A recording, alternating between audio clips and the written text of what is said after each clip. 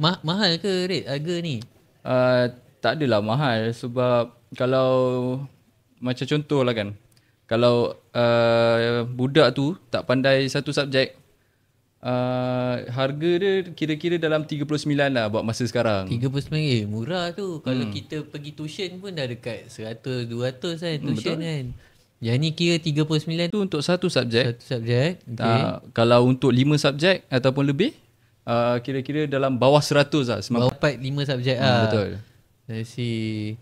So app ni ada dekat website ke? Tapi app tu akan ada dekat website, ada dekat phone, iOS dengan Android lah. Genius ni boleh tak awak bayangkan saya ni uncle. Awak cuba explainkan in detail. Genius ni in the most simplest form, Genius ni boleh buat apa?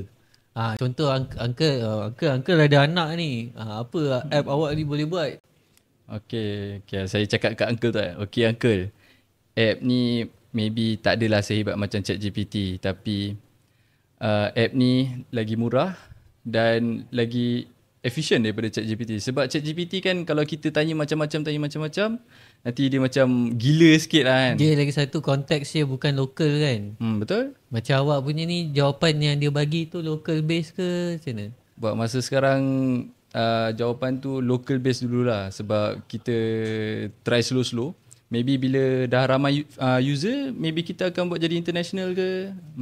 Sebab Genius ni bukan dalam bahasa Melayu je kan, dalam English sekali. Okay, faham.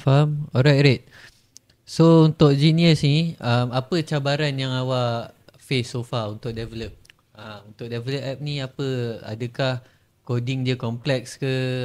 Ataupun library AI Malaysia ni tak cukup power lagi? Cabaran buat masa sekarang, macam saya kata, sekarang saya seorang je yang work on this project. Maybe soon ada yang akan tolong saya ke. Okay, Red. So untuk app Genius ni, umur berapa yang sesuai pakai selalunya? Untuk app Genius ni daripada sekolah rendah sampai ke uni. Sampai ke uni boleh pakai app ni lah. Alright. So tak kisah apa subjek, within that 5 subjek boleh still boleh pakai app ni lah.